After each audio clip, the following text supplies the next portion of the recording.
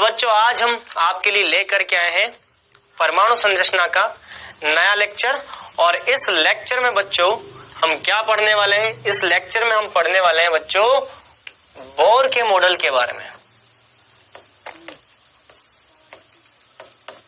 किसके बारे में? बोर के मॉडल के बारे में।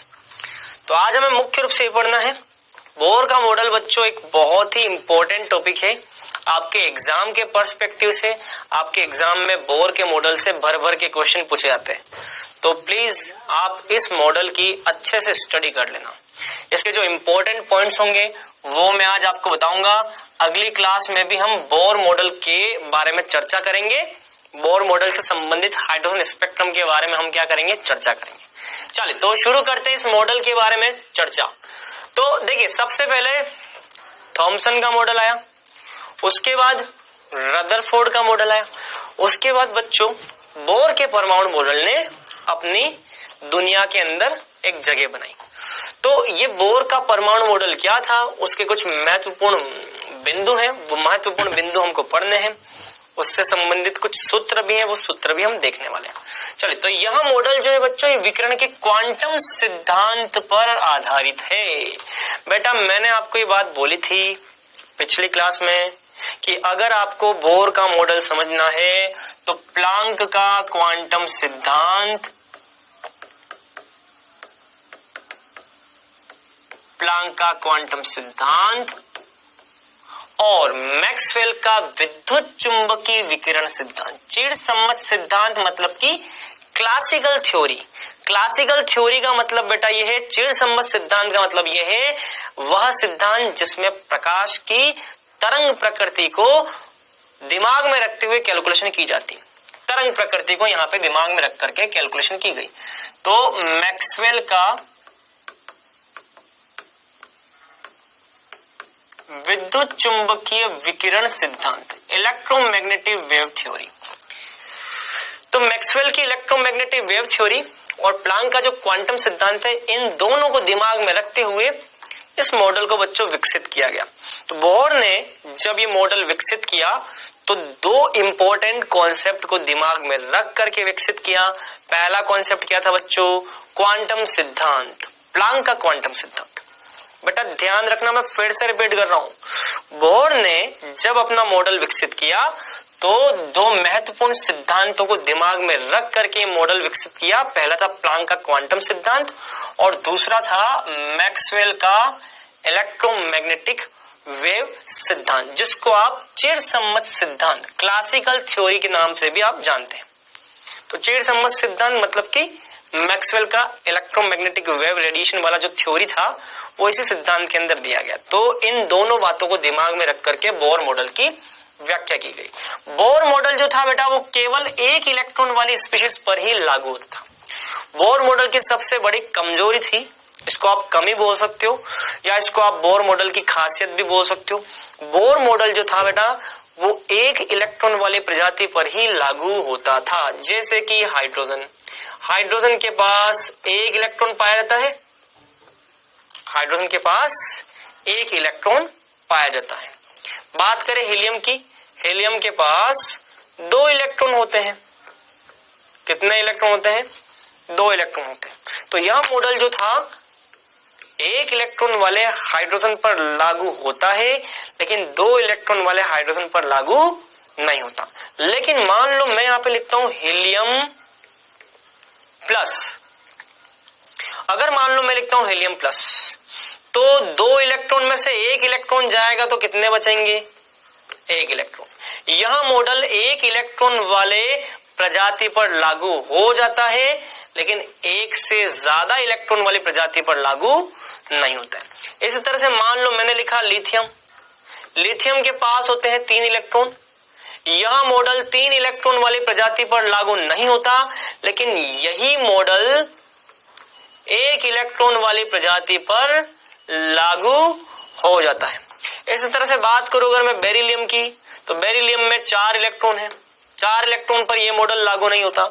लेकिन मैं बोलूं बेरिलियम +3, बेरिलियम +3 का मतलब क्या है बेटा? चार में से अगर तीन इलेक्ट्रॉन चले गए तो कितने बचेंगे? एक इलेक्ट्रॉन। तो बच्चों जिस भी प्रजाति के पास एक इलेक्ट्रॉन होंगे उस प्रजाति पर ये मॉडल लागू हो जाएगा। तो बेरिलियम +3 पर आयन पर ये मॉडल लागू हो जाएगा, हाइड्रोजन परमाणु पर ये मॉडल लागू हो जाएगा, हीलियम आयन पर ये मॉडल लागू हो जाएगा, लेकिन हीलियम परमाणु पर ये मॉडल लागू नहीं होगा। लिथियम परमाणु पर ये मॉडल लागू नहीं होगा, लेकिन लिथियम आयन पर ये मॉडल लागू हो जाएगा। तो ये ध्यान रखना है बेटा। चलिए, बोर मॉडल इलेक्ट्रॉन की कणीय प्रकृति पर आधारित है। बेटा जैसे प्रकाश की दो प्रकार की प्रकृति हमने पढ़ी है, प्रकाश की एक प्रकृति होती है तरंगीय, दूसरी प्रकृति होती है कणीय। ठीक उसी प्रकार से बच्चों किसी द्रव्य की भी, किसी पदार्थ की भी दो प्रकार की प्रकृति होती है, किसी गतिशील पदार्थ की दो प्रकार की प्रकृति होती है। इलेक्ट्रॉन अपनी अक्ष के चारों ओर गति करता है ना, इलेक्ट्रॉन अपनी अक्ष पर गति करता है, नाभिक के चारों ओर गति करता है।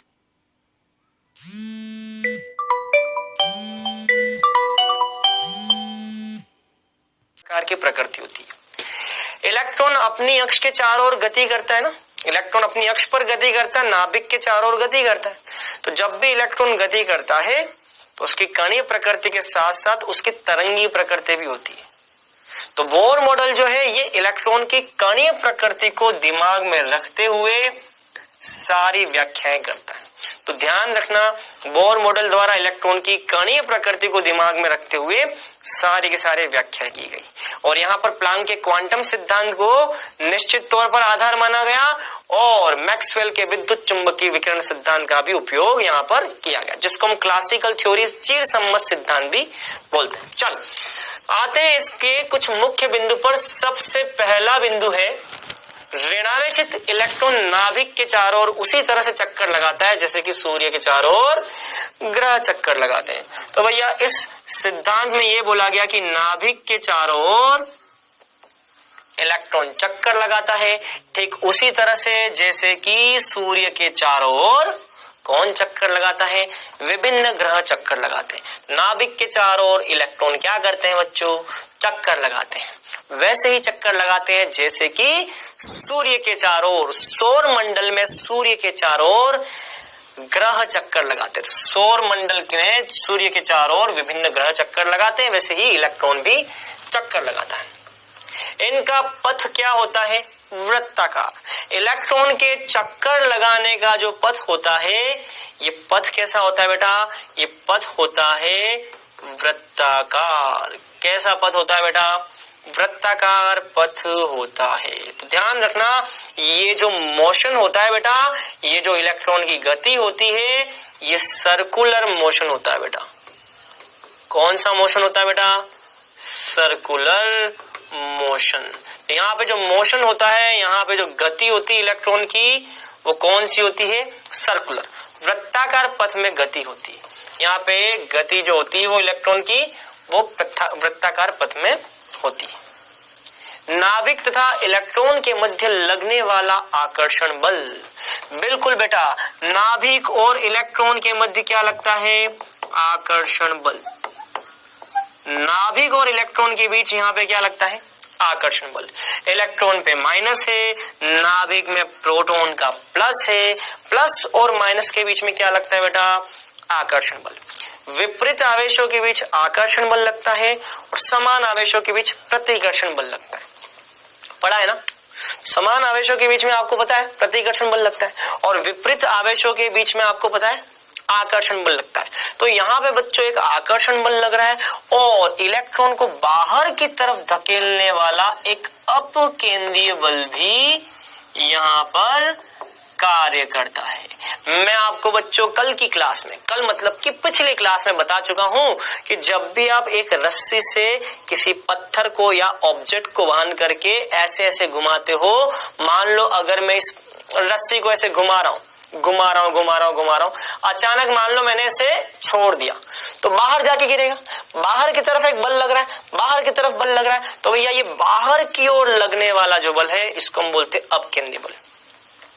तो बोर ने बोला कि भैया यहाँ पे जो आकर्षण बल है और बाहर की ओर फेंकने वाला जो अपकेंद्रीय बल है, ये दोनों बल एक दूसरे को संतुलित करते हैं बेटा। क्या करते हैं दोनों बल? एक दूसरे को संतुलित करते हैं। तो नाभिक की तरफ इलेक्ट्रॉन को आकर्षित करने वाला बल और इलेक्ट्रॉन को बाहर की तरफ फेंकने वाला बल, ये दोनों एक दूसरे को क्या करते हैं? संतुलित करते हैं। बात समझ में आ रही है? बात समझ में आ रही है? तो बच्चों यहां पर परमाणु में नाभिक के चारों ओर इलेक्ट्रॉन निश्चित वृत्ताकार कक्षा में गति क्यों लगाता है? क्योंकि यहां लगने वाला, नाभिक के द्वारा इलेक्ट्रॉन पर लगने वाला आकर्षण बल और बाहर की तरफ फेंकने वाला जो प्रतिकर्षण बल है, मतलब कि अपकेंद्री बल जो है, वो दोनों एक दूसरे को संतुलित कर रहे हैं। अगर मान लो आकर्षण बल का मान ज्यादा हो गया अपकेंद्री बल से, तो इलेक्ट्रॉन नाभिक में आ जाएगा। और मान लो अगर अपकेंद्री बल जो बाहर फेंकने वाला बल है, इसका मान अगर आकर्षण बल से ज्यादा हो गया तो इलेक्ट्रॉन बाहर चला जाएगा। मान लो ये अपकेंद्री बल बाहर फेंकने वाले बल का मान अगर ज्यादा हो जाए तो इलेक्ट्रॉन बाहर चला जाएगा, इस वृत्ताकार पथ से बाहर चला जाएगा। और मान लो अगर इसका आकर्षण बल ज्यादा है तो इलेक्ट्रॉन अंदर आ जाएगा। लेकिन यहाँ पे क्या होता है, बोर के अनुसार ये जो आकर्षण बल है और बाहर की तरफ फेंकने वाला जो अपकेंद्री बल है, ये दोनों एक दूसरे को क्या करते हैं? संतुलित करते हैं। तो ये संतुलन के कारण बच्चों यहाँ पे इलेक्ट्रॉन नाभिक के चारों ओर वृत्ताकार कक्षा में चक्कर लगाता है। ठीक है, तो ये बराबर बराबर होते हैं बेटा, ये बराबर बराबर होते हैं, दोनों क्या होते हैं? बराबर बराबर। Very very important. चलिए अब आते हैं नेक्स्ट पॉइंट पे। दूसरा पॉइंट बच्चों यहाँ पे है बहुत ही ज्यादा महत्वपूर्ण। दूसरा पॉइंट बहुत ज्यादा महत्वपूर्ण है। ठीक है, दूसरा पॉइंट क्या है बेटा? सुनना है यहाँ पे। ये नाभिक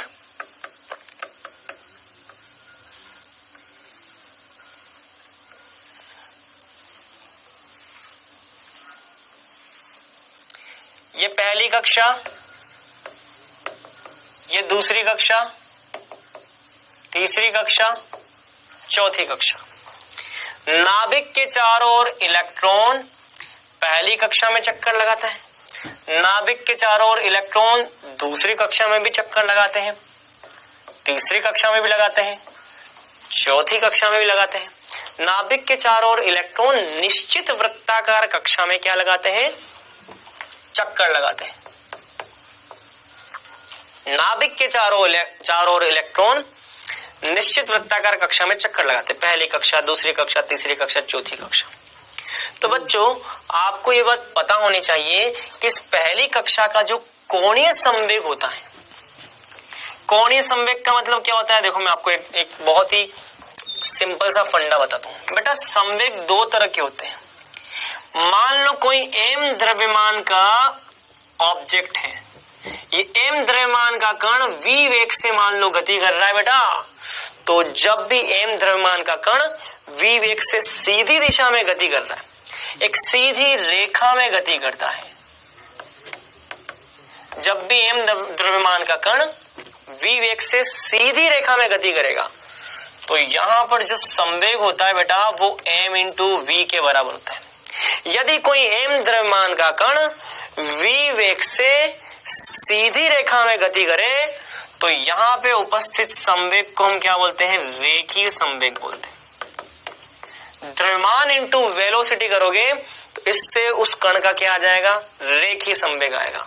तो जब भी कोई एम द्रव्यमान का कण सीधी रेखा में गति करेगा, सीधे गति करेगा, तो उसका मास इंटू वेलोसिटी करोगे तो उससे आपको रेखीय संवेग प्राप्त होता है। कैसा प्राप्त होता है? रेखीय संवेग। लेकिन मान लो यही एम द्रव्यमान का कण वृत्ताकार कक्षा में गति करता है। कौन सी कक्षा में गति करता है? वृत्ताकार कक्षा में गति करता है। और इस एम द्रव्यमान के कण का वेलोसिटी क्या है? v। इसके वृत्ताकार कक्षा की त्रिज्या क्या है? r। तो ऐसी कक्षा में यहाँ पे जो यहाँ जो संवेग प्राप्त होता है बेटा वो कोणीय संवेग प्राप्त होता है। कौन सा संवेग प्राप्त होता है बेटा? कोणीय संवेग प्राप्त होता है। जब भी कोई ऑब्जेक्ट जब भी कोई वस्तु सीधी रेखा में गति करेगी तो रेखीय संवेग प्राप्त होगा, लेकिन यदि कोई वस्तु वृत्ताकार कक्षा में गति करेगी तो प्राप्त होने वाला संवेग कोणीय संवेग होगा। कौन सा संवेग होगा बेटा? कोणीय संवेग। और इस कोणीय संवेग का मान उस वस्तु के द्रव्यमान m इंटू उसका वेलोसिटी इंटू वो त्रिज्या, जिस वृत्ताकार कक्षा के त्रिज्या में गति कर रहा है उसकी त्रिज्या के गुणनफल के बराबर होगा। तो ध्यान रखना, जब भी कोई वस्तु वृत्ताकार कक्षा में गति करती है तो कोणीय संवेग प्राप्त होता है, और जब भी कोई वस्तु सीधी रेखा में गति करती है तो रेखीय संवेग प्राप्त होता है। रेखीय संवेग का मान m इंटू वी होता है, कोणीय संवेग का मान m into v into r के बराबर होता है। r क्या है? r यहाँ पे उस वृत्ताकार कक्षा की त्रिज्या है जिस वृत्ताकार कक्षा में चक्कर लगाता है। अब आते हैं हम बोर मॉडल के दूसरे पॉइंट पर। बोर मॉडल का दूसरा पॉइंट बोलता है कि भैया इलेक्ट्रॉन भी नाभिक के चारों ओर वृत्ताकार कक्षा में चक्कर लगा रहा है। इलेक्ट्रॉन भी नाभिक के चारों ओर वृत्ताकार कक्षा में चक्कर लगा रहा है, तो निश्चित तौर पर वृत्ताकार कक्षा में चक्कर लगाने के कारण इलेक्ट्रॉन का भी अपना क्या होगा? कोणीय संवेग होगा। इसका मतलब अगर कोई इलेक्ट्रॉन नाभिक के चारों ओर वृत्ताकार कक्षा में चक्कर लगाता है, इलेक्ट्रॉन का द्रव्यमान m है, इसका वेलोसिटी v है, और r त्रिज्या के वृत्ताकार कक्षा में अगर ये चक्कर लगाता है तो इस इलेक्ट्रॉन का कोणीय संवेग क्या हो जाएगा बेटा? m into v into r हो जाएगा। और जो इलेक्ट्रॉन पहली कक्षा में, उस पहली कक्षा में इलेक्ट्रॉन का कोणीय संवेग हो जाएगा h अपॉन 2 दूसरी कक्षा में जो इलेक्ट्रॉन चक्कर लगा रहा है उसका कोणीय संवेग हो जाएगा 2h अपॉन 2 तीसरी कक्षा में जो इलेक्ट्रॉन गति कर रहा है उसका कोणीय संवेग हो जाएगा 3h अपॉन 2 चौथी कक्षा में जो गति कर रहा है उसका 4h अपॉन 2 पांचवी कक्षा में जो गति कर रहा है उसका 5h अपॉन 2 मतलब कि इलेक्ट्रॉन जिन जिन वृत्ताकार कक्षा में चक्कर लगाएगा उन कक्षाओं में उनका कोणीय संवेग mvr h अपॉन 2 का पूर्णांक गुणज होता है। पहली कक्षा में ये h अपॉन 2 होता है। पहली कक्षा, अगर पहली कक्षा है तो n का मान 1, n मतलब कि कक्षा की संख्या, पहली कक्षा में 1h अपॉन 2 होगा। अगर कक्षा का मान 2 है तो 2h अपॉन 2 होगा। अगर कक्षा का मान 3 है तो 3h अपॉन 2 होगा। कक्षा का मान 4 है तो 4h अपॉन 2 होगा। कक्षा का मान 5 है तो 5h अपॉन 2 होगा। 6h अपॉन 2 7h अपॉन 2 ऐसे चलता रहेगा। तो बच्चों हमेशा ध्यान रखना, जिस भी वृत्ताकार कक्षा में इलेक्ट्रॉन चक्कर लगाता है उस वृत्ताकार कक्षा में इलेक्ट्रॉन का कोणीय संवेग mvr जो होगा वो h अपॉन 2 का पूर्ण अंक गुणज होगा। या तो वो h अपॉन 2 का 1 गुना, या h अपॉन 2 का 2 गुना, या h अपॉन 2 का 3 गुना, h अपॉन 2 का 4 गुना, 5 गुना, 6 गुना पूर्णांक गुणज होगा। तो ये ध्यान रखना है बच्चों, यही सारी बातें दूसरे अवधारणा में बोली गई। इसीलिए बच्चों ध्यान रखना, इलेक्ट्रॉन सदैव एक निश्चित वृत्ताकार कक्षा में ही चक्कर लगाता है। कभी भी इलेक्ट्रॉन यहाँ दोनों कक्षाओं के बीच में यहाँ कहीं चक्कर नहीं लगाता, या इलेक्ट्रॉन यहाँ कहीं चक्कर नहीं लगाता, यहाँ पे भी चक्कर नहीं लगाता। इलेक्ट्रॉन केवल और केवल यहाँ पे और यहाँ पे ऐसे निश्चित वृत्ताकार कक्षाओं में चक्कर लगाएगा, बीच वाली जगह में कभी चक्कर नहीं लगाता। क्यों? क्योंकि इलेक्ट्रॉन उसी कक्षा में, उसी वृत्ताकार कक्षा में चक्कर लगाएगा जहां पे उसका कोणीय संवेग h अपॉन 2 का पूर्णांक गुणज होगा। यहाँ चक्कर लगाएगा, देखो यहाँ पे पहली कक्षा, यहाँ पे दूसरी कक्षा, ये है पहली कक्षा, ये है दूसरी कक्षा, यहाँ पे बीच में इसका कोणीय संवेग कितना आएगा? 1 और 2 के बीच में कितना होता है? 1.5। तो यहाँ पे 1 है, यहाँ पे 2 है, यहाँ पे 1.5। कभी भी दशमलव में कोणीय संवेग दशमलव में मान नहीं आएगा। कोणीय संवेग का जो मान होगा वो कोणीय संवेग का मान h अपॉन 2 का भिन्न में गुणा नहीं हो सकता, पूर्णांक गुणा ही हो सकता है, पूर्णांक गुणज ही हो सकता है। यहाँ पे भिन्न में कोई संख्या नहीं आ सकती, दशमलव में कोई संख्या नहीं आ सकती, ये ध्यान रखना है। तो यही सारी बातें हैं। इलेक्ट्रॉन केवल उसी कक्षा में चक्कर, देखो मैं फिर बोल रहा हूं, इलेक्ट्रॉन केवल उसी कक्षा में चक्कर लगाएगा जहां पे H/2π का पूर्णांक गुणज, H/2π का पूर्णांक गुणज, H/2π का पूर्णांक गुणज, H/2π का पूर्णांक गुणज, H/2π का पूर्णांक गुणज। यहाँ पे बीच में इलेक्ट्रॉन क्यों नहीं होता? क्योंकि यहाँ पे पूर्णांक गुणज मान प्राप्त नहीं होता H/2π का। चलो, तो उन्हीं कक्षाओं में चक्कर लगाया जहां पे इलेक्ट्रॉन का कोणीय संवेग MVR H/2π का पूर्ण अंक गुणज होता है। मतलब कि MVR कोणीय संवेग जो होगा, ये कोणीय संवेग जो होगा, ये कोणीय संवेग H/2π का पूर्णांक गुणज होगा। और H/2π को हम क्या लिखते हैं? H/2π को हम हैश लिखते हैं बेटा। क्या लिखते हैं? हैश। इसको हम हैश भी बोलते हैं, H क्रॉस हैश, हैश बोलते हैं इसको बेटा। तो H/2π की जगह आप हैश भी लिख सकते हो। तो H/2π जो है ना, इस H/2π की जगह हम ये हैश भी लिख सकते हैं, H/2π की जगह हम हैश भी लिख सकते हैं। ठीक है, H का मतलब क्या होता है बेटा? यहाँ पे H का मतलब होता है प्लांक स्थिरांक, हैश नहीं। देखो, H अलग है और हैश अलग है, ध्यान रखना, H अलग है और हैश अलग है। H का मतलब है प्लांक स्थिरांक और हैश का मतलब है H/2π। बात समझ में आ रही है? बात समझ में आ रही है? H का मतलब है प्लांक स्थिरांक और हैश का मतलब है H/2π। पाई क्या है? पाई एक स्थिरांक, इसका मान कितना है? 3.14।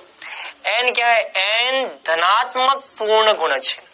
n का मान 1 हो सकता है, 2 हो सकता है, 3 हो सकता है, 4 हो सकता है, आदि आदि हो सकता है। ठीक है, चलो ये नहीं देखना आपको, ये नहीं सोचना। ठीक है, तो कोणीय संवेग का मान H/2π हो सकता है, 2H/2π हो सकता है, 3H/2π हो सकता है, 4H/2π हो सकता है, 5H/2π हो सकता है, लेकिन इसका मान 1.5H/2π नहीं हो सकता। 1.2 दशमलव वाला मान नहीं हो सकता, भिन्नात्मक मान नहीं हो सकता। ठीक है, चलो अब आते हैं तीसरे पॉइंट पर। जिन कक्षाओं में इलेक्ट्रॉन चक्कर लगाते हैं उन्हें स्थायी कोश कहते हैं, क्योंकि इन कोशों में इलेक्ट्रॉनों की ऊर्जा सदैव नियत होती है। बहुत बढ़िया। मान लो बच्चों, कोई इलेक्ट्रॉन पहली कक्षा में चक्कर लगाता है, मान लो कोई इलेक्ट्रॉन पहली कक्षा में चक्कर लगाता है, मान लो कोई इलेक्ट्रॉन पहली कक्षा में चक्कर लगाता है, तो जिस कक्षा में इलेक्ट्रॉन चक्कर लगाएगा उसकी ऊर्जा क्या रहेगी? निश्चित। जिस कक्षा में इलेक्ट्रॉन चक्कर लगाएगा उस कक्षा की ऊर्जा क्या रहेगी? ऊर्जा इसकी सदैव होती है नियत, इसकी ऊर्जा सदैव निश्चित होती है बेटा। जब तक इलेक्ट्रॉन इस कक्षा में चक्कर लगाएगा, जब तक इलेक्ट्रॉन इस कक्षा में चक्कर लगाएगा, जब तक इलेक्ट्रॉन एक निश्चित वृत्ताकार कक्षा में चक्कर लगाएगा, जब तक इलेक्ट्रॉन एक निश्चित वृत्ताकार कक्षा में चक्कर लगाएगा तब तक उसकी ऊर्जा नियत रहेगी। मान लो इलेक्ट्रॉन यहाँ पे, इसकी ऊर्जा कितनी? 5 किलो जूल प्रति मोल। मान लो, मानने में कोई पैसे थोड़ी नहीं लगते। मान लो यहाँ पे 5 किलो जूल प्रति मोल है। अब मान लो इलेक्ट्रॉन घूम करके यहाँ पे आ गया, यहाँ पे भी इसकी ऊर्जा कितनी होगी? 5 किलो जूल प्रति मोल होगी। मान लो ये घूम करके यहाँ आ गया, यहाँ पे भी इसकी ऊर्जा कितनी होगी? 5 किलो जूल होगी। मान लो इलेक्ट्रॉन घूम करके यहाँ आ गया, यहाँ पे भी इसकी ऊर्जा कितनी होगी? 5 किलो जूल होगी। मान लो इलेक्ट्रॉन यहाँ आ गया, यहाँ पे भी इसकी ऊर्जा 5 किलो जूल, यहाँ पे आ गया 5 किलो जूल। कहने का मतलब, जब तक इलेक्ट्रॉन इसी कक्षा में चक्कर लगाएगा तब तक उसकी ऊर्जा में परिवर्तन नहीं होगा। ये ध्यान रखना, नियत रहती है ऊर्जा। एक निश्चित कक्षा में इलेक्ट्रॉन की ऊर्जा सदैव नियत रहती है, बदलती नहीं। प्रत्येक स्थायी कक्षा से ऊर्जा की एक निश्चित मात्रा संबंधित होती है। मतलब कि पहली कक्षा में अगर इलेक्ट्रॉन है तो इसकी ऊर्जा निश्चित होगी, कुछ ना कुछ ऊर्जा होगी। अगर इलेक्ट्रॉन दूसरी कक्षा में है तो निश्चित तौर पर कुछ ना कुछ ऊर्जा की मात्रा होगी। इलेक्ट्रॉन तीसरी कक्षा में है, कुछ ना कुछ ऊर्जा की मात्रा होगी। 5 होगी, 10 होगी, 15 होगी, 25 होगी, 50 होगी, क्या मालूम क्या होगी, लेकिन होगी। इलेक्ट्रॉन चौथी कक्षा में है, कुछ ना कुछ ऊर्जा जरूर होगी, ये ध्यान रखना। इसलिए इन्हें हम क्या बोलते हैं? ऊर्जा स्तर भी कहते हैं। क्योंकि इलेक्ट्रॉन जिस कक्षा में है उस कक्षा की ऊर्जा नियत होती है, इसीलिए उस कक्षा को हम ऊर्जा स्तर भी बोलते हैं। तो इलेक्ट्रॉन जिन कक्षाओं में, जिन वृत्ताकार कक्षा में चक्कर लगाता है, जिन वृत्ताकार पथों में चक्कर लगाता है, उन वृत्ताकार पथों की कक्षाओं को हम ऊर्जा स्तर भी बोलते हैं। इनको हम ऊर्जा स्तर भी बोलते हैं। समझ में आया? जैसे कि मान लो पहली कक्षा, दूसरी कक्षा, तीसरी कक्षा, चौथी, पांचवी, छठी, ऐसे पहली कक्षा को के, एल, एम, एन, ओ ये सब बोलते हैं। तो बेटा इस पहली कक्षा की ऊर्जा सदैव निश्चित होती है, दूसरी कक्षा की ऊर्जा सदैव निश्चित होती है, तीसरी कक्षा की ऊर्जा सदैव निश्चित होती है। प्रत्येक कक्षा की ऊर्जा बेटा ऑलवेज कांस्टेंट होगी, निश्चित होगी। इसीलिए हम इन कक्षाओं को क्या बोलते हैं बेटा?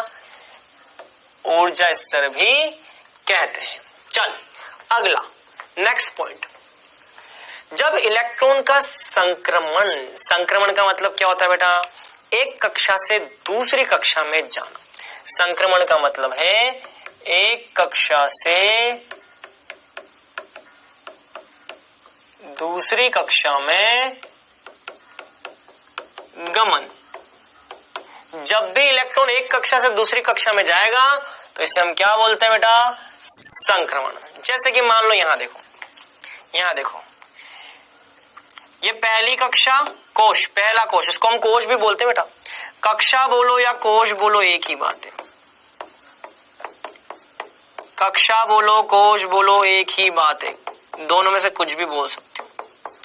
पहली कक्षा, दूसरी कक्षा, तीसरी कक्षा, चौथी कक्षा, पांचवी कक्षा, इसको हम के कोश, एल कोश, एम कोश, एन कोश, ओ कोश भी बोल सकते हैं। इस प्रत्येक कोश की ऊर्जा निश्चित होती है। मान लो इसकी ऊर्जा E1, इसकी ऊर्जा E2, इसकी ऊर्जा E3, चौथी कक्षा की ऊर्जा E4, पांचवें कोश की ऊर्जा E5। तो पहले कोश की ऊर्जा E1, दूसरे कोश की ऊर्जा E2, तीसरे कोश की ऊर्जा E3, E4, E5, ऐसे कोशों में ऊर्जाएं बच्चों निश्चित होती, नियत होती है। तो बच्चों क्या होता है, जब भी इलेक्ट्रॉन संक्रमण एक स्थायी अवस्था से दूसरी स्थायी अवस्था में होता है तो ऊर्जा का उत्सर्जन या अवशोषण फोटोन के रूप में होता है। ये बोल रहा है बच्चों, मान लो यहाँ पे कोई इलेक्ट्रॉन है, अगर ये इलेक्ट्रॉन पहली कक्षा से दूसरी कक्षा में जाता है तो पहली कक्षा से दूसरी कक्षा में जाने पर कुछ ना कुछ ऊर्जा में परिवर्तन होगा, या तो अवशोषण होगा या उत्सर्जन होगा, और वो सदैव एक फोटोन के बराबर होगा। तो फोटोन के रूप में ऊर्जा का अवशोषण, या जब ऊर्जा उत्सर्जित होगी तो फोटोन के रूप में उत्सर्जित होगी। तो जब भी इलेक्ट्रॉन एक कक्षा से दूसरी कक्षा में जाता है या इलेक्ट्रॉन दूसरी कक्षा से पहली कक्षा में आता है, जब भी इलेक्ट्रॉन पहली कक्षा से दूसरी कक्षा में जाए या दूसरी कक्षा से पहली कक्षा में, जब भी किन्हीं दो कक्षाओं के बीच में इलेक्ट्रॉन गमन करता है, जब भी एक कक्षा से दूसरी कक्षा में इलेक्ट्रॉन गमन करता है, संक्रमण करता है, तो भैया वहां पे ऊर्जा में परिवर्तन होगा। या तो ऊर्जा अवशोषित होगी या फिर ऊर्जा उत्सर्जित होगी। या तो ऊर्जा का उत्सर्जन होगा बेटा, या फिर ऊर्जा का क्या होगा? अवशोषण होगा। या तो ऊर्जा उत्सर्जित होगी या अवशोषित होगी।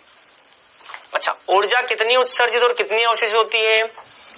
ऊर्जा कितनी उत्सर्जित और कितनी अवशोषित होती है?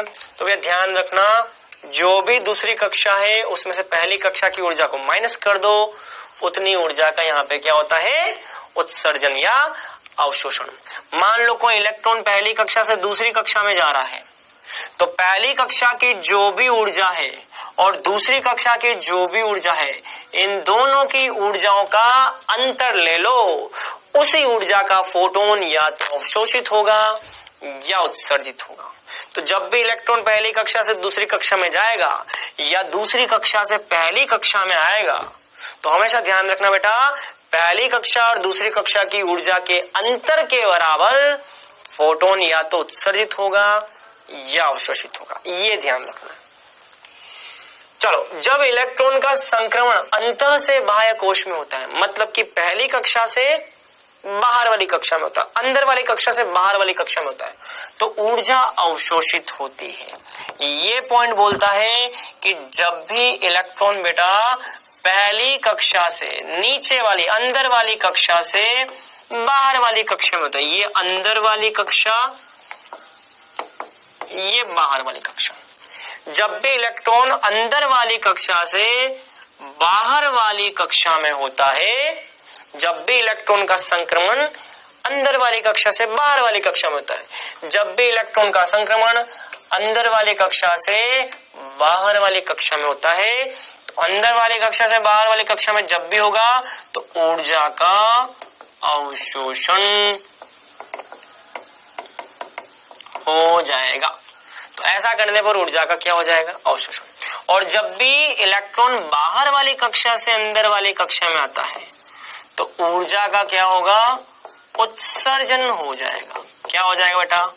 ऊर्जा का उत्सर्जन हो जाएगा। ध्यान रखना, अगर इलेक्ट्रॉन अंदर वाली कक्षा से बाहर वाली कक्षा में जा रहा है तो ऊर्जा का क्या होगा? ऊर्जा का अवशोषण होगा।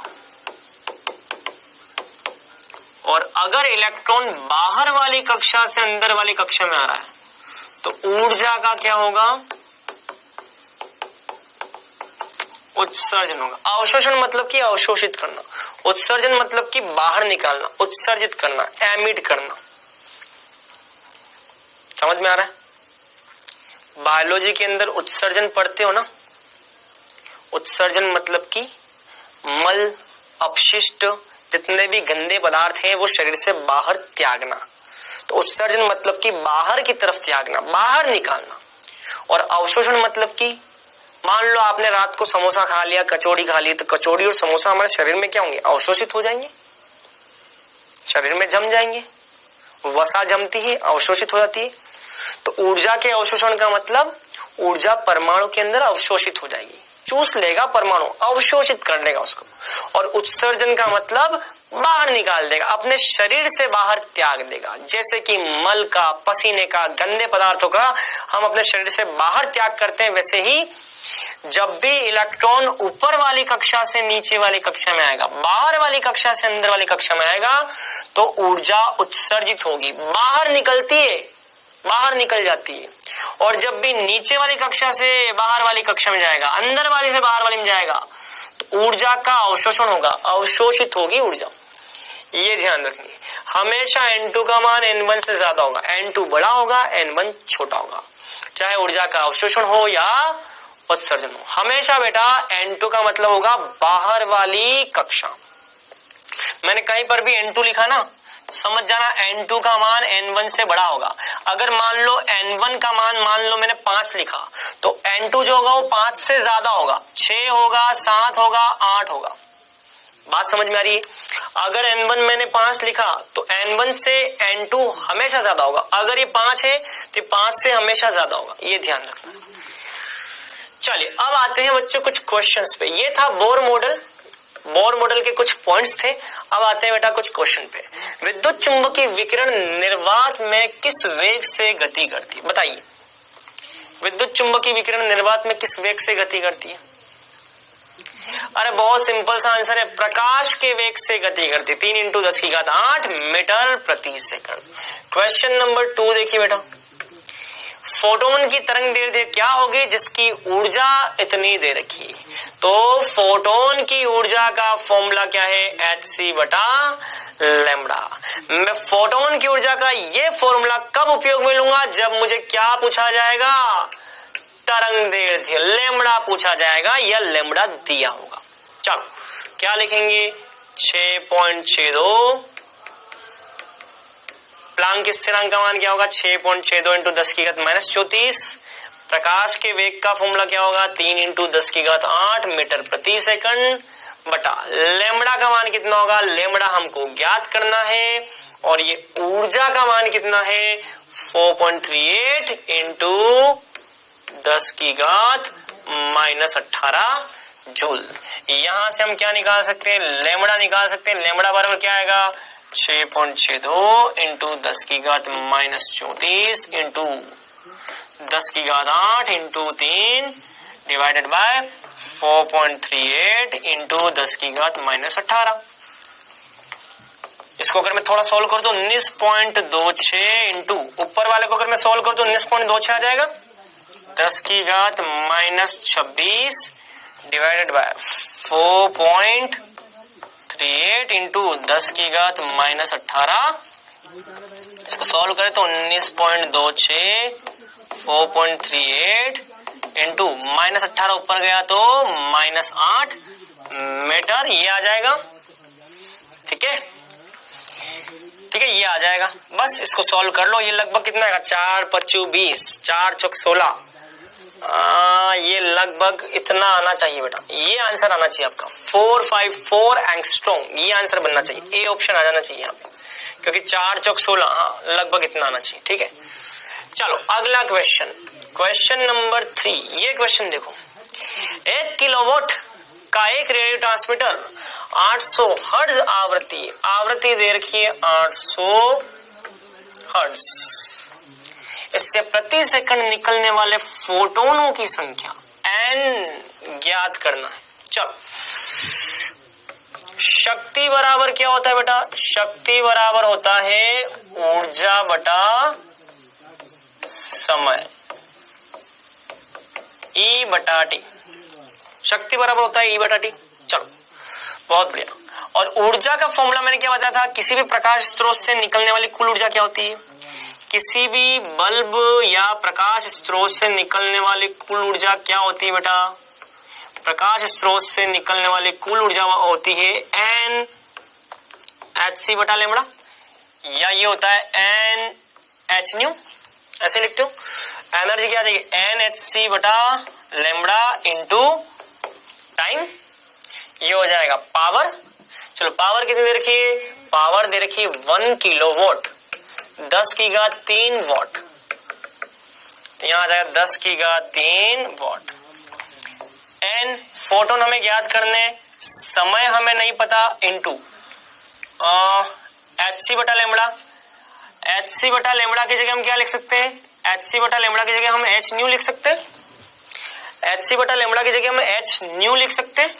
मैं एक काम करता हूं, इस Hc बटा लैम्बडा की जगह में H न्यू लिख लेता हूं। चलो, यहां से हम क्या लिखेंगे, 10 की घात 3 N बटा टी, N बटा टी इंटू H का मान क्या है 6.62 इंटू 10 की घात -34। आवृत्ति कितना है, आवृत्ति है 800 हर्ट्ज, तो ये आ जाएगा 800 हर्ट्ज। ठीक है, तो यहां से N बाई टी कितना हो जाएगा, N बाई टी हो जाएगा कितना, देखो 10 की घात 3 बटा 6.62 इंटू 10 की घात -34 इंटू 800, ये आ जाएगा -34 बटा 800। बस यहां से आप फोटोन प्रति सेकंड निकाल सकते हो, ये आंसर आ जाएगा। ये तो पूछा है प्रति सेकंड कितने फोटोन है, मतलब कि N बाई टी कितना होगा, ये ज्ञात करना है बेटा। यहां से N बाई टी आ जाएगा, इसको कैलकुलेट कर लो। ठीक है, यहां से आप N बाई टी कैलकुलेट कर सकते हो। ठीक है, चलिए देख लेना, यहां से कैलकुलेट करने में क्या ऑप्शन आता है, इनमें से एक ऑप्शन आपको मिलना चाहिए। क्लियर, यहां तक की बात। 21, 33, मुझे लगता है ये आंसर आपका आना चाहिए, मुझे लगता है ये आंसर आपका आना चाहिए। अगर ये तो ये हो जाएगा आपका 34 और 3, ये हो जाएगा 37। हाँ, मुझे लगता है बेटा ये आंसर आपका ये बनना चाहिए, ये आंसर बनना चाहिए आपका, सेकंड आंसर आना चाहिए, आंसर आना चाहिए सेकंड ऑप्शन। ठीक है, चलो क्वेश्चन नंबर 3 के बाद क्वेश्चन 4। बोर सिद्धांत लागू नहीं होता। बोर सिद्धांत किसके लिए लागू नहीं होता, बताओ। बोर सिद्धांत किसके लिए लागू नहीं होता, अरे भैया बोर सिद्धांत हीलियम परमाणु के लिए लागू नहीं होता, इसमें 2 इलेक्ट्रॉन होते हैं, 2 इलेक्ट्रॉन वाले के लिए बोर सिद्धांत लागू नहीं होता, ये ध्यान रखना है। चलिए अब आते हैं त्रिज्या, वेग तथा ऊर्जा का सूत्र, इस पर आते हैं। अब हमें देखना है बेटा, मान लो कोई इलेक्ट्रॉन नाभिक के चारों ओर, मान लो कोई इलेक्ट्रॉन वृत्ताकार कक्षा में चक्कर लगा रहा है, तो वृत्ताकार कक्षा में चक्कर लगाने वाले इस इलेक्ट्रॉन का वेलोसिटी कितना होगा, उस वेलोसिटी का एक फॉर्मूला है। मान लो वृत्ताकार कक्षा में चक्कर लगाने वाले इस इलेक्ट्रॉन की ऊर्जा निकालनी है, तो ऊर्जा निकालने का एक फॉर्मूला है। और वृत्ताकार कक्षा में चक्कर लगाने वाले इस इलेक्ट्रॉन की त्रिज्या निकालनी है, तो त्रिज्या निकालने का भी बेटा एक फॉर्मूला है। तो इलेक्ट्रॉन जिस वृत्ताकार कक्षा में चक्कर लगाता है ना बेटा यहां ध्यान देना, आपको पूरा ध्यान यहां लगाना, इस फॉर्मूले पे नहीं लगाना है। इलेक्ट्रॉन जिस वृत्ताकार कक्षा में चक्कर लगाता है उसकी ऊर्जा का एक फॉर्मूला है। वृत्ताकार कक्षा में जो इलेक्ट्रॉन लगा रहा है उसकी वेलोसिटी का एक फॉर्मूला है, और जिस वृत्ताकार कक्षा में चक्कर लगा रहा है उसकी त्रिज्या का भी क्या है बेटा, एक फॉर्मूला। तो इन तीनों के कुछ फॉर्मूले, जैसे कि त्रिज्या का फॉर्मूला बेटा एक तो आपको ये याद रखना, वेरी वेरी इंपॉर्टेंट, ये फॉर्मूला याद रखना, n square H square upon 4 पाई ए स्क्वायर एम के जेड स्क्वायर, और r का फॉर्मूला ये वेरी वेरी इंपॉर्टेंट, ये दो फॉर्मूले याद रखना बेटा। वेलोसिटी की बात करें, जिस कक्षा में इलेक्ट्रॉन चक्कर लगा रहा है वहां पे वेलोसिटी कैसे आएगी, तो velocity 2 pi k Z square upon n h यहां से आएगी, वेरी वेरी इंपॉर्टेंट। और इन शॉर्ट आप ये फॉर्मूला भी उपयोग कर सकते हो। ये और ये दोनों फॉर्मूले आपको याद रखने हैं। क्वेश्चन करने के दौरान आपको ये वाला फॉर्मूला ज्यादा उपयोग में देखने को मिलेगा। अभी मैं बताऊंगा कहां कौन सा फॉर्मूला आता है उपयोग में, वो मैं बताऊंगा आपको।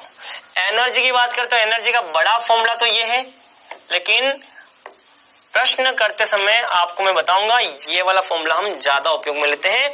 ये ऊर्जा इलेक्ट्रॉन वोल्ट पर एटम में बेटा, अगर इस ऊर्जा को जूल में बदलना है तो E बराबर -13.6 इंटू जेड स्क्वायर बटा n square into electron volt को जूल में कैसे बदलते हैं, 1.6 इंटू 10 की पावर -19 का गुणा करते हैं।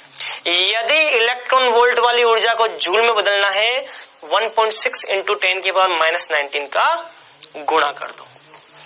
ठीक है, चल अब आते हैं क्वेश्चन नंबर फर्स्ट पे। चलिए क्वेश्चन नंबर फर्स्ट क्या है देखो, हाइड्रोजन परमाणु की first, second, third, fourth Bohr कक्षा की त्रिज्या ज्ञात करो। चलो त्रिज्या का फॉर्मूला आपको केवल और केवल ये उपयोग में लेना है। जब भी आप न्यूमेरिकल करते हो आपको ये उपयोग में लेना है, ये तो कुछ विशेष परिस्थितियों में ही काम आएगा, आपको हमेशा ये उपयोग में लेना है। तो ध्यान रखना है R बराबर 0.529 इंटू एन स्क्वायर बटा जेड, R बराबर 0.529 इंटू एन स्क्वायर बटा जेड एंगस्ट्रॉम, ये हो जाएगा त्रिज्या का फॉर्मूला। चलो n बराबर 1, पहली बोर कक्षा के लिए त्रिज्या का फॉर्मूला क्या होगा, R1 बराबर 0.529 इंटू एन स्क्वायर, n बराबर 1 तो 1 का स्क्वायर बटा हाइड्रोजन के लिए z का मान क्या, हाइड्रोजन के लिए z का मान 1 आ जाएगा, ये हो जाएगा एंगस्ट्रॉम में आंसर। चलो दूसरी कक्षा की त्रिज्या 0.529 इंटू एन का स्क्वायर, n बराबर 2 के लिए क्या आएगा मान, 2 का स्क्वायर बटा z का मान, हाइड्रोजन के लिए z कितना है 1 एंगस्ट्रॉम आ जाएगा। चलो तीसरी कक्षा की त्रिज्या n बराबर 3, तीसरी कक्षा की त्रिज्या R3 0.529 into N square, n का मान कितना है, n का मान 3 तो 3 का स्क्वायर बटा z कितना है, z 1 है एंगस्ट्रॉम। चलो n बराबर 4 के लिए, क्या होगा R4 0.529 इंटू n का मान 4 रखो, 4 का स्क्वायर बटा 1 एंगस्ट्रॉम, ये हो जाएंगे सबके answer.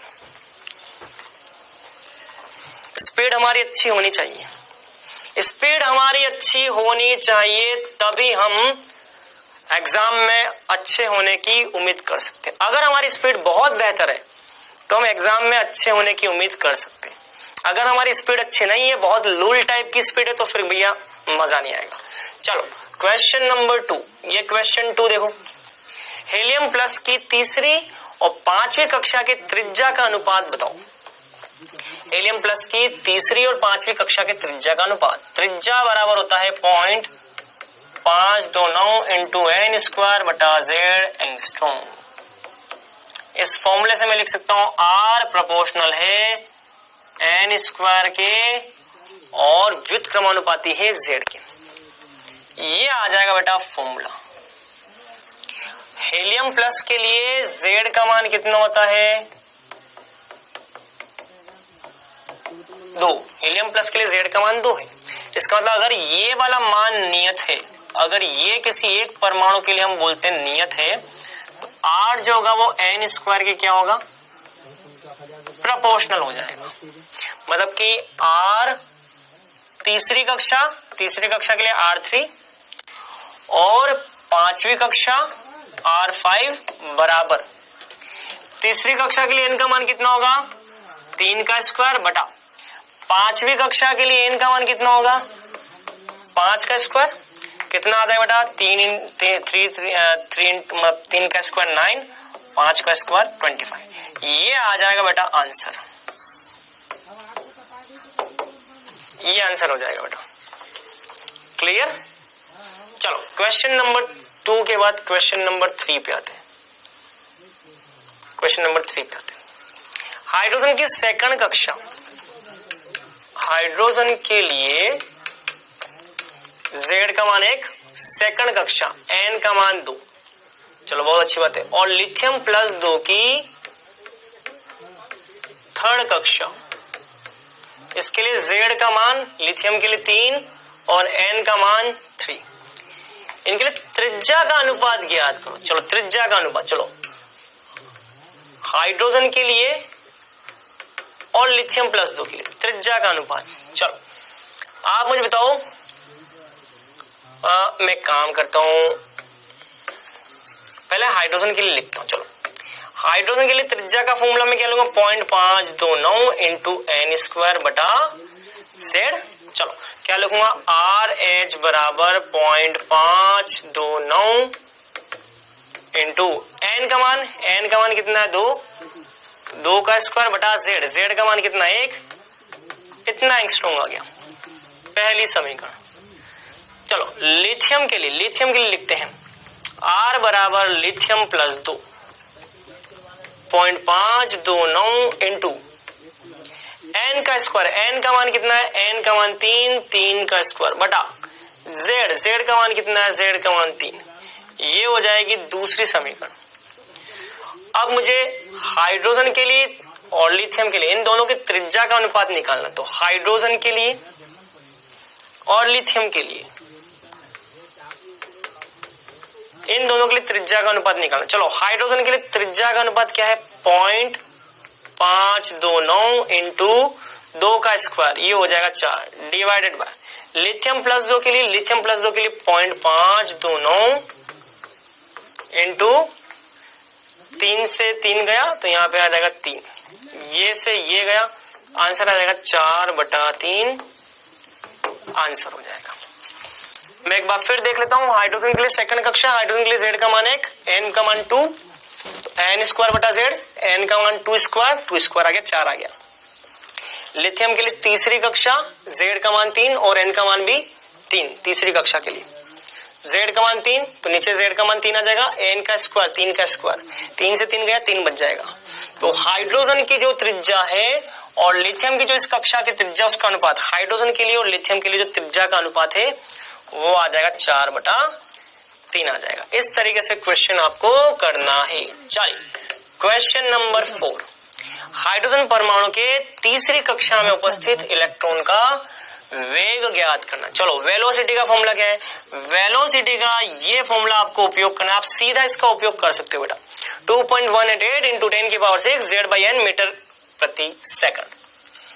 Velocity 2.188 into z/n into 10⁶ metre प्रति सेकंड। 2.188 इंटू हाइड्रोजन के लिए z का मान कितना है 1, हाइड्रोजन के लिए z का मान 1, हाइड्रोजन के लिए n का मान कितना है तीसरी कक्षा, n का मान 3 तीसरी कक्षा, z का मान 1, n का मान 3 इंटू 10⁶ मीटर प्रति सेकंड। बस यहां से इसको सॉल्व कर लो। आंसर आ जाएगा।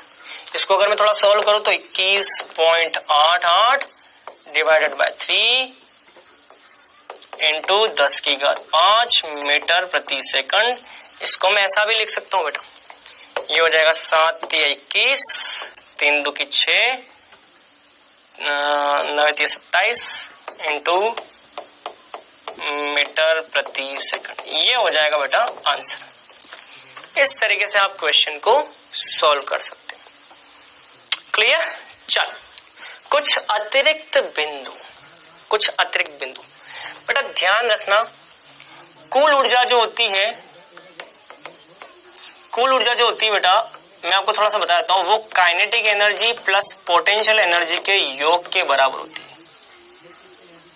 किसी भी इलेक्ट्रॉन की कुल ऊर्जा क्या होती है बेटा? काइनेटिक एनर्जी और पोटेंशियल एनर्जी के योग के बराबर होती है। ये तीनों फॉर्मूला कहां से आए वो मैं आपको भी बताऊंगा। ये भी तीनों ऊर्जा के फॉर्मूले हैं, kinetic energy, potential energy, total energy के। और टोटल एनर्जी का फॉर्मूला बेटा ये वाला भी, ये भी टोटल एनर्जी का फॉर्मूला है। ये वाला फॉर्मूला और ये वाला फॉर्मूला कहां से आया? इस फॉर्मूले से। इस फॉर्मूले को डिराइव करते हैं, इस फॉर्मूले से हम डेरिवेशन करते हैं, यहां से शुरुआत करते हैं किसको उत्पन्न करने की? इस फॉर्मूले को उत्पन्न करने की। ये फॉर्मूला डिराइव कहां से होता है? ये फॉर्मूला डिराइव होता है बेटा इस फॉर्मूले से। तो ये वाला फॉर्मूला और वो वाला फॉर्मूला अलग नहीं है। वो जो फॉर्मूला है ना बेटा, ये वाला फॉर्मूला, ये दोनों फॉर्मूले इस वाले फॉर्मूले से उत्पन्न होते हैं। ये वाला फॉर्मूला निकाल करके देगा आपको ये वाला फॉर्मूला, और इस वाले फॉर्मूले से आप क्या कैलकुलेट करते हो? ये वाला फॉर्मूला। तो आप सारे फॉर्मूले एक दूसरे से संबंधित है, कोई अलग नहीं। चलो, तो इन तीनों फॉर्मूला का मान मैं निकालता हूं। देखो तो भैया पोटेंशियल एनर्जी क्या होती है? देखो पोटेंशियल एनर्जी होती है बेटा, आपने सुना होगा K(Q1 Q2 बटा R), ये होती है पोटेंशियल एनर्जी। नाभिक के बाहर की तरफ कौन होता है बेटा? इलेक्ट्रॉन। नाभिक के बाहर इलेक्ट्रॉन होता है, और नाभिक के अंदर कौन होता है? प्रोटॉन। नाभिक के अंदर कौन होता है बेटा? प्रोटॉन।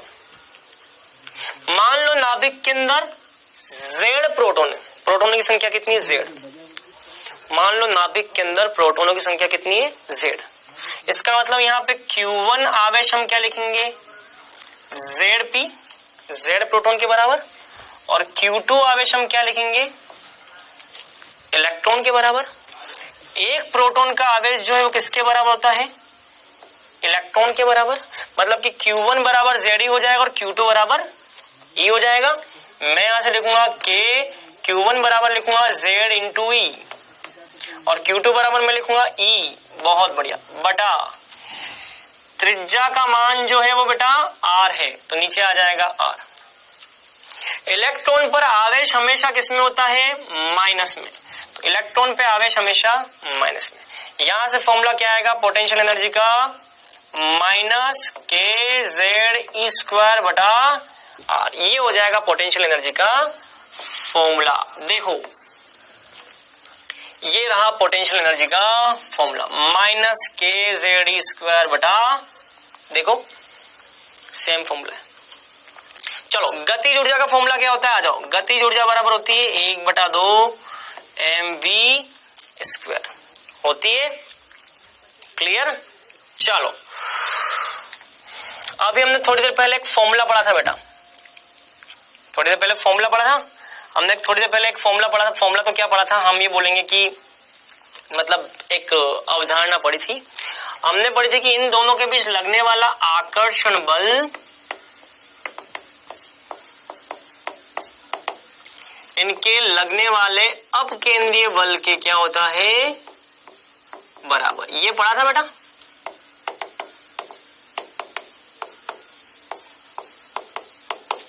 ये पढ़ा था हमने। इसके लिए आकर्षण बल का फॉर्मूला होता है बेटा KQ1 Q2 बटा R²। आकर्षण बल का फॉर्मूला बेटा ये होता है। जैसे स्थितिज ऊर्जा का फॉर्मूला ये होता है ना, वैसे आकर्षण बल का फॉर्मूला ये होता है। आपने कुलंबिक बल के बारे में सुना होगा। यहाँ जो आकर्षण बल है वो कुलंबिक बल ही होता है, बराबर अपकेंद्रीय बल। अपकेंद्रीय बल जो होता है बेटा वो होता है mv² बटा R।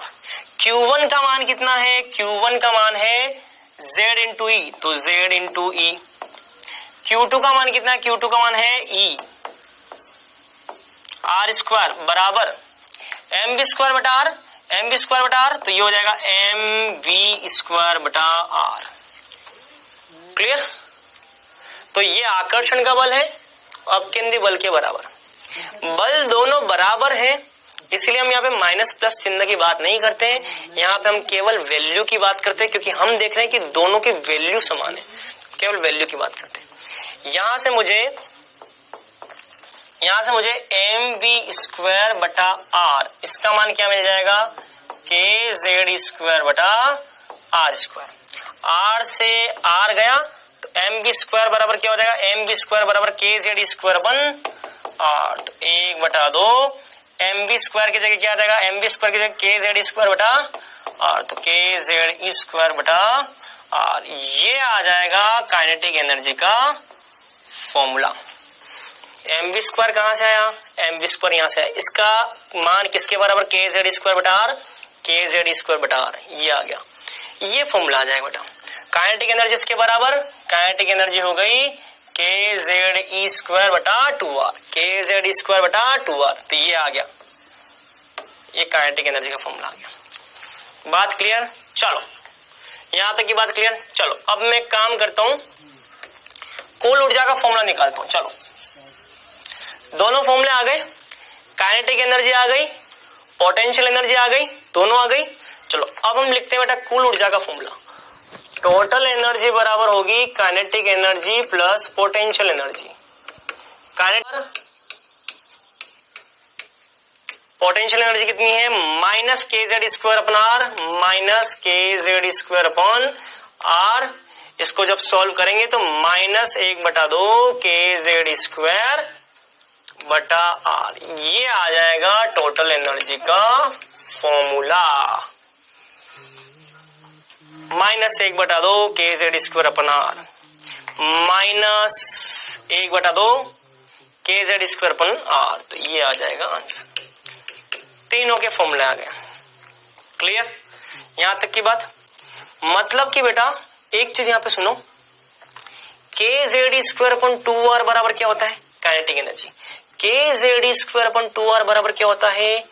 Kinetic energy. मतलब कि टोटल एनर्जी बराबर माइनस ऑफ काइनेटिक एनर्जी, ये हो जाएगा। टोटल एनर्जी बराबर माइनस ऑफ काइनेटिक एनर्जी, ये हो जाएगा।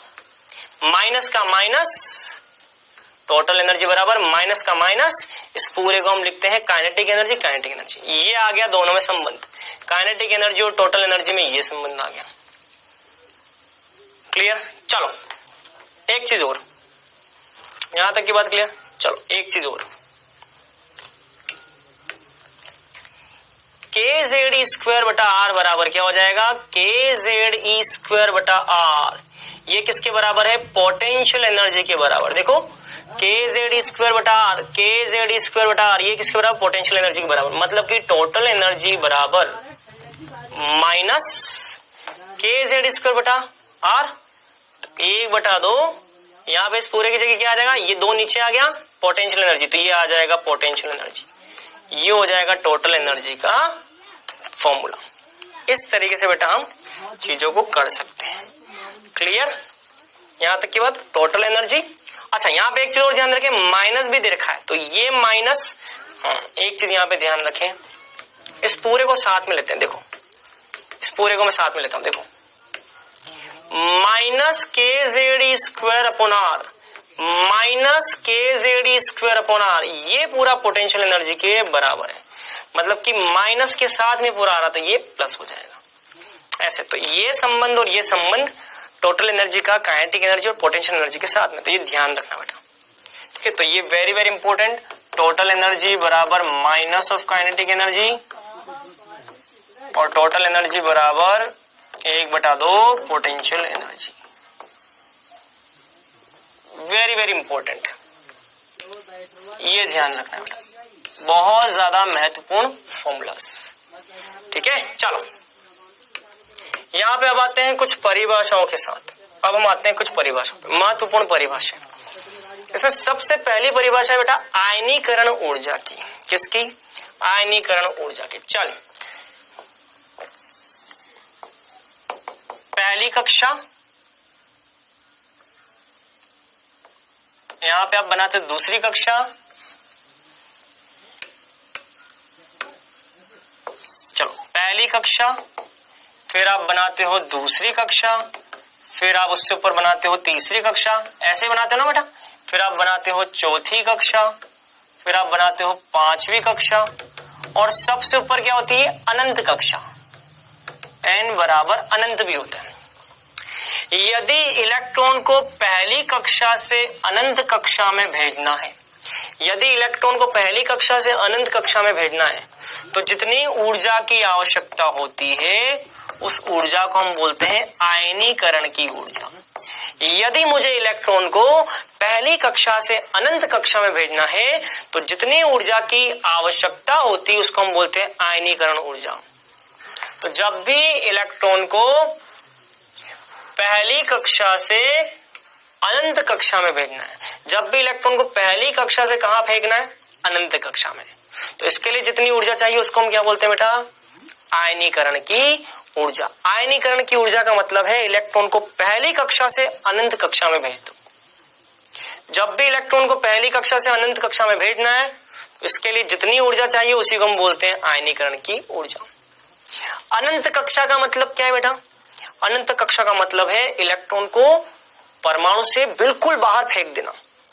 तो इलेक्ट्रॉन को जब भी परमाणु से बाहर निकालना हो, अनंत कक्षा में भेजना हो, बाहर निकालने का मतलब अनंत कक्षा में भेजना।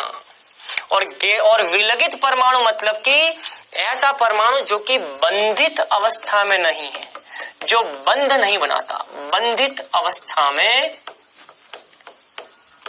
नहीं हो। विलगित परमाणु मतलब कि जो बंधित अवस्था में ना हो, जैसे कि मान लो फ्लोरीन। अभी फ्लोरीन परमाणु इस फ्लोरीन के साथ में क्या है? बंधित अवस्था में। यहाँ पे फ्लोरीन परमाणु किस अवस्था में है? बंधित अवस्था में। यहाँ पे आप आयनीकरण की ऊर्जा चेक नहीं कर सकते।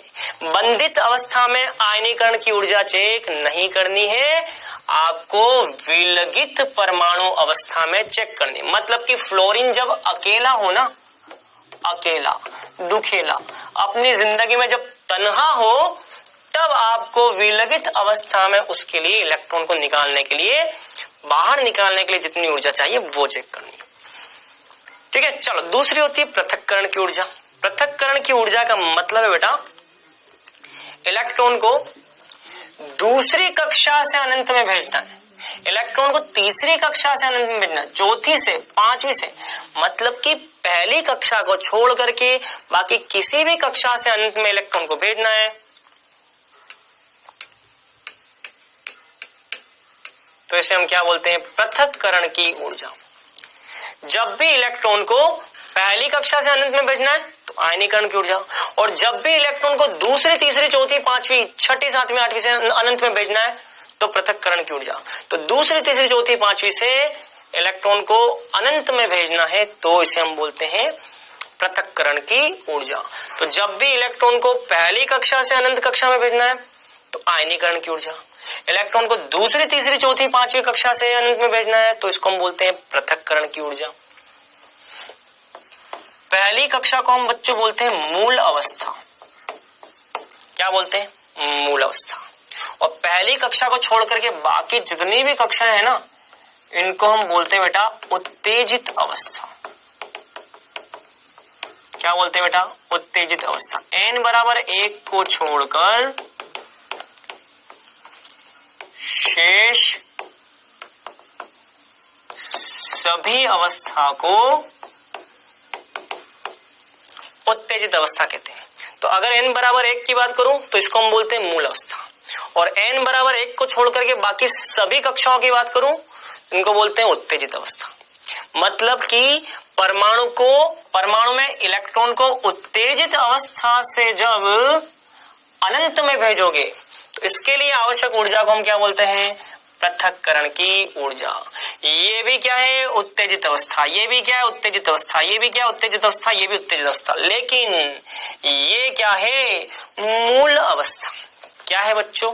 मूल अवस्था। मूल अवस्था से अनंत में भेजोगे तो आयनीकरण की ऊर्जा चाहिए, और उत्तेजित अवस्था से अनंत में भेजोगे, बाहर निकाल दोगे, तो इसके लिए पृथक्करण की ऊर्जा चाहिए। तो उत्तेजित अवस्था से इलेक्ट्रॉन को बाहर निकालना, बाहर मतलब कि कहां? अनंत कक्षा में, तो जो ऊर्जा चाहिए उसको हम बोलते हैं पृथक्करण की ऊर्जा। एक होता है बेटा एक्साइटेशन एनर्जी। ये क्या होता है? चलिए इसकी बात करते हैं। मान लो इलेक्ट्रॉन को पहली कक्षा से दूसरी कक्षा में भेजना है, इलेक्ट्रॉन को मूल अवस्था से उत्तेजित अवस्था में भेजना है, इसको हम बोलते हैं उत्तेजन ऊर्जा। इलेक्ट्रॉन को मूल अवस्था से किसी उत्तेजित अवस्था में भेजना है, उत्तेजन ऊर्जा। मूल अवस्था से उत्तेजित अवस्था में भेजना है, उत्तेजन ऊर्जा। तो ये सब क्या है बच्चों? उत्तेजन ऊर्जा। क्या है बच्चों? उत्तेजन ऊर्जा। उत्तेजन ऊर्जा का मतलब है इलेक्ट्रॉन को मूल अवस्था से किसी भी उत्तेजित अवस्था में भेजना, इसको हम बोलते हैं क्या बेटा? उत्तेजन ऊर्जा। चलिए तो अब मैं आपको तीनों में अंतर क्लियर करता हूं। पहला है आयनीकरण की ऊर्जा, दूसरा है भैया यहाँ पे आयनीकरण की ऊर्जा, दूसरा है यहाँ पे पृथक्करण की ऊर्जा, और तीसरा है यहाँ पर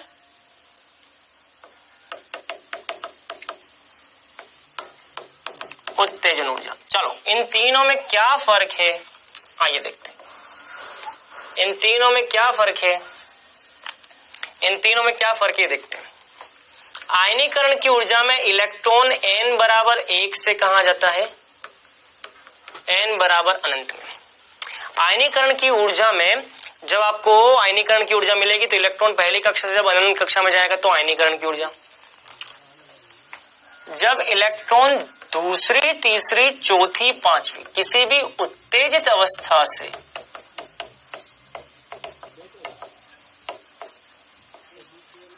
अनंत में जाएगा तो इसको हम क्या बोलेंगे? पृथक्करण ऊर्जा। और इलेक्ट्रॉन जब मूल अवस्था से अनंत में जाएगा इसको हम बोलते हैं आयनीकरण की ऊर्जा। जब भी इलेक्ट्रॉन मूल अवस्था से अनंत में जाएगा तो आयनीकरण की ऊर्जा, और जब भी इलेक्ट्रॉन उत्तेजित अवस्था से अनंत में जाएगा तो क्या ऊर्जा चाहिए? पृथक्करण की ऊर्जा। और उत्तेजन ऊर्जा का मतलब है जब भी इलेक्ट्रॉन मूल अवस्था से उत्तेजित अवस्था में जाएगा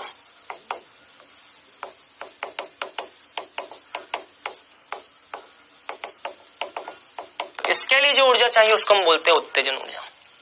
2 3 4 5 6 7 8 9 ऐसे चलता रहेगा।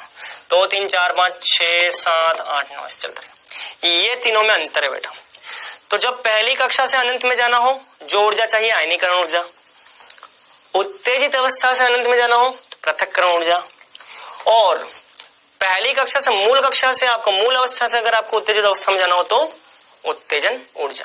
चलो तो ये सब क्या है? ये उत्तेजित अवस्था है, ये उत्तेजित अवस्था है, ये उत्तेजित अवस्था है, ये उत्तेजित अवस्था है, सारी उत्तेजित अवस्था है।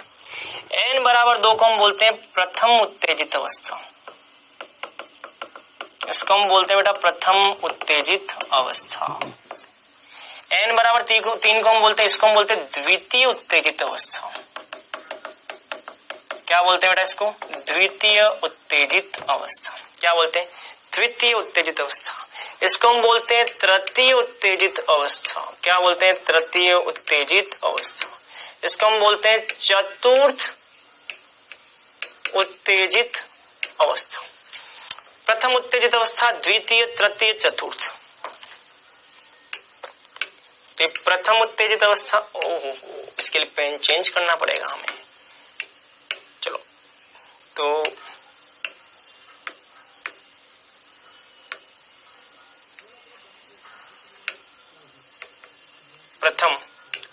प्रथम उत्तेजित अवस्था, ठीक है भैया, ये प्रथम उत्तेजित प्रथम उत्तेजित अवस्था। चलो ये है आपकी प्रथम उत्तेजित अवस्था, ठीक है। मैं इसको एक बार यहाँ से इरेज कर देता हूँ। ठीक है, प्रथम उत्तेजित अवस्था, ये द्वितीय उत्तेजित अवस्था, ये तृतीय उत्तेजित अवस्था, ये चतुर्थ, ये चलता रहेगा बेटा। ठीक है, ध्यान रखना है। चलो ये हो गया। चलिए अब आते हैं बच्चों कुछ क्वेश्चंस पे। चलिए कुछ क्वेश्चंस देखते हैं। क्वेश्चन नंबर 1 देखिए बेटा। क्वेश्चन नंबर 1, यदि हाइड्रोजन परमाणु में इलेक्ट्रॉन की कुल ऊर्जा टोटल एनर्जी -1.51 इलेक्ट्रॉन वोल्ट है। अच्छा एक चीज मैं आपको और बताना चाहूंगा, इन सबको करने से पहले मैं एक चीज आपको और बताना चाहूंगा। हमारे पास टोटल एनर्जी निकालने का फॉर्मूला क्या है? -13.6 इंटू Z² बटा N² इलेक्ट्रॉन वोल्ट बटा एटम, ये है। चलो हाइड्रोजन के लिए Z का मान कितना होता है बेटा? हाइड्रोजन के लिए Z का मान 1 है। चलो हाइड्रोजन के लिए पहली कक्षा की ऊर्जा, अगर मैं यहाँ पे n बराबर 1 रखता हूँ, हाइड्रोजन के लिए पहली कक्षा की ऊर्जा, चलो यहाँ पे आ जाएगा ऊर्जा बराबर -13.6 इंटू Z का मान कितना आएगा? 1। हाइड्रोजन के लिए Z का मान 1 बटा n का मान कितना? 1, तो यहाँ पे 1 आ जाएगा, तो ये हो जाएगा इलेक्ट्रॉन वोल्ट बटा एटम, पहली कक्षा की ऊर्जा। फिर इसकी बात करते हैं n बराबर 2 की। हाइड्रोजन के लिए n बराबर 2 की ऊर्जा कितनी होगी? -13.6 इंटू Z का मान कितना? Z का मान 1 का स्क्वायर, हाइड्रोजन के लिए 1। चलो n का मान क्या? 2 का स्क्वायर, तो ये आ जाएगा -3.4 इलेक्ट्रॉन वोल्ट, -13.6 इलेक्ट्रॉन वोल्ट। ठीक है, चलो तीसरी कक्षा की ऊर्जा देखें। यहाँ पे फॉर्मूला आ जाएगा E बराबर -13.6 इंटू Z का मान कितना? हाइड्रोजन के लिए Z का मान है 1 का स्क्वायर बटा n का मान कितना? n का मान 3, तो 3 का स्क्वायर, ये हो जाएगा -1.51 इलेक्ट्रॉन वोल्ट पर एटम। इसी तरह से आप n बराबर 4 के लिए बात करें तो यहाँ पे E बराबर, तो ये पहली कक्षा की ऊर्जा, ये दूसरी कक्षा की, ये तीसरी कक्षा की, चौथी कक्षा की। चौथी कक्षा की इसी तरह से आप निकालोगे बेटा तो ये 0.85 इलेक्ट्रॉन वोल्ट पर एटम आ जाएगी बेटा। ठीक है, तो ये ध्यान रखना। इस तरह से पांचवी की निकाल सकते हो आप। चले तो हाइड्रोजन परमाणु में इलेक्ट्रॉन की कुल ऊर्जा इतनी है, काइनेटिक एनर्जी निकालनी है, पोटेंशियल एनर्जी निकालनी है और कक्षा की त्रिज्या और कक्षा में इलेक्ट्रॉन का वेग ज्ञात करना। चलो तो टोटल एनर्जी बराबर minus kinetic energy, total energy बराबर 1/2 पोटेंशियल एनर्जी। तो हमारे पास दो सूत्र है बेटा, टोटल एनर्जी बराबर माइनस ऑफ काइनेटिक एनर्जी और टोटल एनर्जी बराबर 1/2 पोटेंशियल एनर्जी। ठीक है, टोटल एनर्जी कितना है? Total energy -1.51 electron volt minus kinetic energy, minus से माइनस गया तो काइनेटिक एनर्जी कितनी आ जाएगी? 1.51 इलेक्ट्रॉन वोल्ट। चलो यहाँ पे हम लिखते हैं टोटल एनर्जी कितनी है? -1.51 इलेक्ट्रॉन वोल्ट बराबर 1/2 पोटेंशियल एनर्जी ज्ञात करनी है। पोटेंशियल एनर्जी कितनी हो जाएगी? -2 इंटू 1.51 इलेक्ट्रॉन वोल्ट। ये आ जाएगा बेटा आपका आंसर पोटेंशियल एनर्जी का।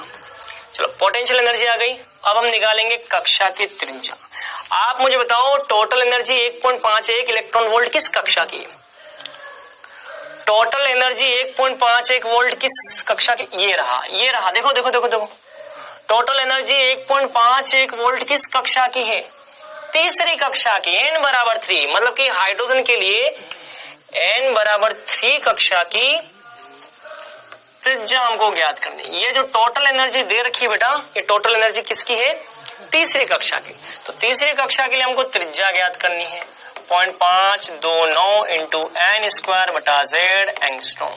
हाइड्रोजन के लिए z का मान 1 और यहाँ पे n का मान कितना है बेटा? 3, तो r बराबर हो जाएगा 0.529 इंटू n का मान 3 का स्क्वायर बटा 1, ये एंगस्ट्रॉम आ जाएगा, यार हो जाएगा। चलो वेलोसिटी निकालनी है त्रिज्या के बाद। वेलोसिटी, वेलोसिटी होता है 2.18 इंटू z बटा n इंटू 10⁶ मीटर प्रति सेकंड। वेलोसिटी हो जाएगा 2.18 इंटू z, z का मान कितना? हाइड्रोजन के लिए z 1, हाइड्रोजन के लिए Z एक, n का मान कितना है 3 इंटू 10 की घात 6 मीटर प्रति सेकंड। बस तो ये हो जाएंगे आंसर, ये आंसर, ये आंसर, ये दोनों के आंसर, ये हो जाएंगे सारे आंसर। इस तरीके से बेटा ये पहला क्वेश्चन करना है। चलो तो आज के लिए हम इतना ही देखेंगे। मैंने अच्छा खासा आपको कवर कराया है। अगली क्लास में हम हाइड्रोजन स्पेक्ट्रम की बात करेंगे। और भी क्वेश्चंस हैं लेकिन हम ये अगली क्लास में देखेंगे। देखो बहुत सारे क्वेश्चंस लाया हूं मैं आपके लिए, इसको हम अगली क्लास में देखेंगे। रिवाइज जरूर करके आना बेटा, प्लीज रिवाइज करके आना, तब जाकर के समझ में आएगा। जितने भी फॉर्मूलाज हैं सब फॉर्मूला अच्छे से पढ़ करके आना। चलिए आते हैं पहले क्वेश्चन पे। समान परमाणु क्रमांक तथा भिन्न द्रव्यमान वाले परमाणु क्रमांक कहलाते हैं। बताओ, समान परमाणु क्रमांक भिन्न द्रव्यमान वाले परमाणु कहलाते हैं।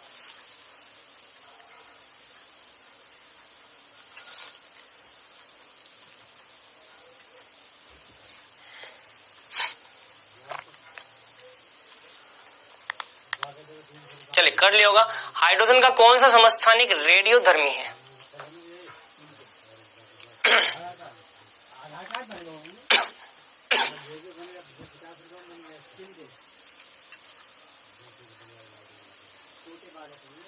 चलिए, समान परमाणु क्रमांक और भिन्न द्रव्यमान किसके होते हैं? समस्थानिक है। और कौन सा समस्थानिक रेडियोधर्मी है? ट्रिटियम। तो आज हमने क्या कंप्लीट किया? आज हमने बोर मॉडल को कंप्लीट किया। पैनल पे आपको होमवर्क मिल जाएगा। अगली क्लास में भी हम बोर मॉडल ही करेंगे। इसके अभ्यास प्रश्न करवाऊंगा पहले में, और फिर मैं आपको स्पेक्ट्रम के बारे में बताऊंगा बेटा, स्पेक्ट्रम। ठीक है, चल तो आज के लिए बच्चों इतना ही। मिलेंगे अगली क्लास में।